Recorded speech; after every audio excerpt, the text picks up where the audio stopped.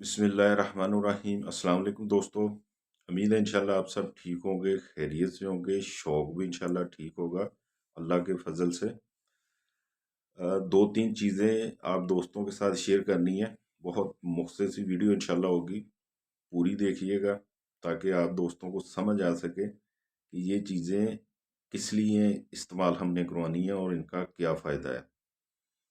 दोस्तों से रिक्वेस्ट है, जिन दोस्तों ने चैनल सब्सक्राइब नहीं किया वो हमारा चैनल सब्सक्राइब कर लें, बेल आइकन भी प्रेस कर दें। इंशाल्लाह आपके शौक को हम आगे लेके जाएंगे, अच्छा बनाएंगे। अपनी तरफ से कोशिश करते हैं कि यार आप दोस्तों के साथ बहुत सिंपल सी चीज़ें शेयर करें और जो आसान तरीके के साथ हम तैयार कर सकें। ज़्यादातर हमारे देसी टोटके ही होते हैं, देसी नुस्खे होते हैं, देसी चीज़ें होती हैं। तो आज भी बहुत सिंपल सी और देसी सी खुराक है जो देना बहुत ज़रूरी है और बहुत फ़ायदेमंद होती है तीतरों के जोड़ों के लिए। उनकी जो अंदर के काफ़ी मामलात ऐसे होते हैं जिससे मिसाल के तौर पे बायाबादी वगैरह हो जाती है, उसको ख़त्म करने के लिए ये चीज़ें देना बहुत ज़रूरी है। क्योंकि खुराकें हम ऐसी देते हैं उसमें ज़्यादा ये चीज़ होती है कि जोड़ों में खुदा न खास्ता बाज़ों का तकलीफ होना शुरू हो जाती है। बहुत शुक्रिया। आप दोस्त हौसला अफजाई करते हैं, कमेंट्स करके बताते हैं, पूछते हैं। और अक्सर दोस्त कहते हैं कि जानी भाई आपकी वीडियो बहुत सिंपल सी होती है, हमारी समझ में आ जाती है। उन दोस्तों का भी बहुत शुक्रिया। अच्छा, ये चीज़ें जो मैं बता रहा हूँ, एक तो काली मिर्च है और एक लाल मिर्च के जो बीज होते हैं, वो आप 4-5 लाल मिर्चें ले लें, उसके बीज जो हैं वो निकाल के किसी वो छोटी सी डब्बी ले लें, प्लास्टिक की हो या कच की हो, उसके अंदर रख लें।